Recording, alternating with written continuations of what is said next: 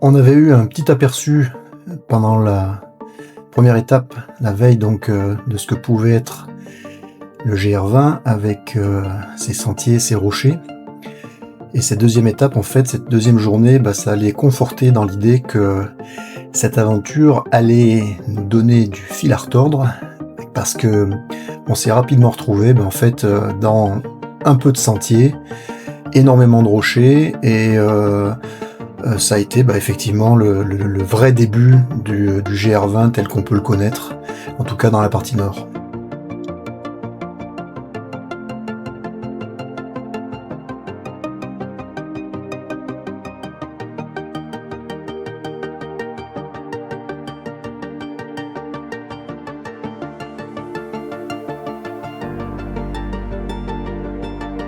Effectivement, donc le GR20, c'est un sentier qui est extrêmement rocailleux, les montagnes sont partout. En revanche, ce qui est absolument extraordinaire, c'est qu'en fait, on voit toujours la côte.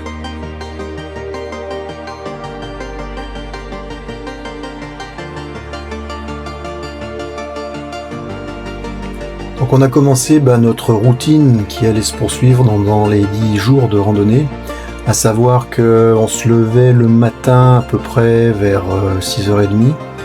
On avait, non plutôt j'ai envie de dire 6h15.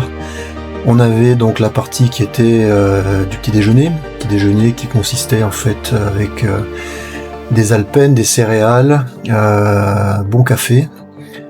Et une fois qu'on avait fait ça, en fait l'idée c'était de partir aux alentours de 7h pour être sur le sentier quand il y avait déjà du soleil.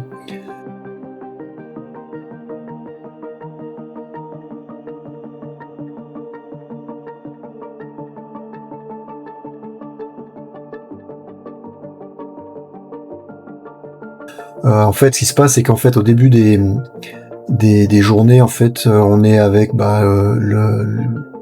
le monde qui commence à marcher, et puis après, chacun établit sa propre rythme, sa propre vitesse, et finalement, en fait, on est, oui, il y a des gens sur le sentier, mais enfin, c'est pas du tout encombré, et finalement, c'est très agréable à marcher. C'est dans cette descente, en fait, qu'on a commencé à rencontrer les groupes de randonneurs qui allaient devenir un petit peu nos compagnons de marche, puisqu'en fait on se revoyait quand on faisait une pause pour manger, on se reperdait pendant la journée de marche, et puis on se revoyait finalement le soir en arrivant, et on échangeait sur notre expérience. On a eu un bon rythme le matin, puisqu'en fait 2h à peu près, 2h05 exactement après être parti du premier refuge, on est arrivé donc au deuxième refuge, le refuge de Carozzo. Et là en fait, oui, l'idée c'était qu'on prenne une bonne pause de manger à midi, puisque après on savait qu'on allait devoir remonter en haut d'un col pour repasser sur de l'autre côté pour atteindre l'ancienne station de ski où on avait prévu d'aller dormir le soir.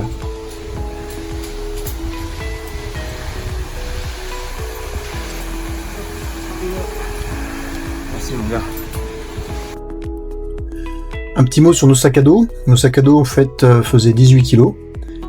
C'est pas très léger, mais en fait de toute façon on pouvait pas faire moins. Et en fait c'est des sacs à dos qui sont très ergonomiques, donc ils nous ont posé aucun problème.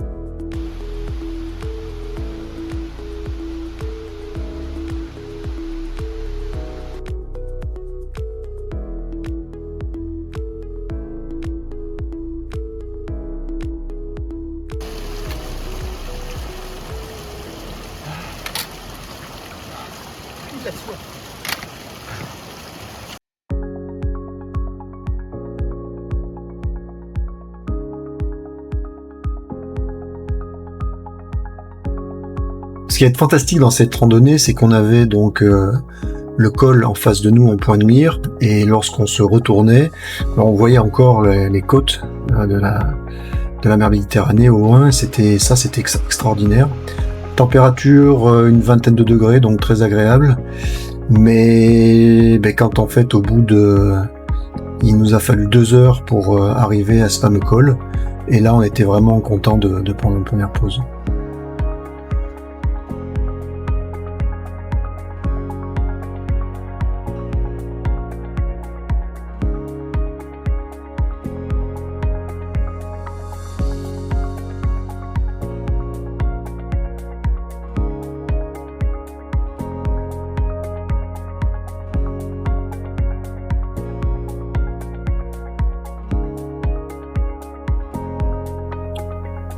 Et une fois qu'on est reparti, en fait, les 2 dernières heures de la journée ont été assez éprouvantes, puisque on part d'un col et il faut descendre tout au long de sentiers donc très escarpés qui arrivent à cette fameuse ancienne station de ski, le refuge où on allait passer la nuit. Fin de journée, quand on a déjà 4 heures de randonnée, de montée, de descente dans les pattes, les 2 dernières heures elles tirent, et par contre quand on arrive à la fin c'est agréable, aucun problème pour trouver de la place, puisqu'en fait on avait notre tente, c'était complètement autonome, on était en septembre aussi, donc beaucoup moins de monde, bon, même s'il y a quand même pas mal de monde, on est qu'en fait qu'à la 3e étape, et ça reste tout à fait jouable, très bonne soirée, agréable, un petit peu fraîche, mais on a vraiment pu se prendre une douche, d'ailleurs qui était froide si je me rappelle bien, parce qu'en fait l'eau chaude ne marchait pas, et ça fait rien, de toute façon il fallait la douche.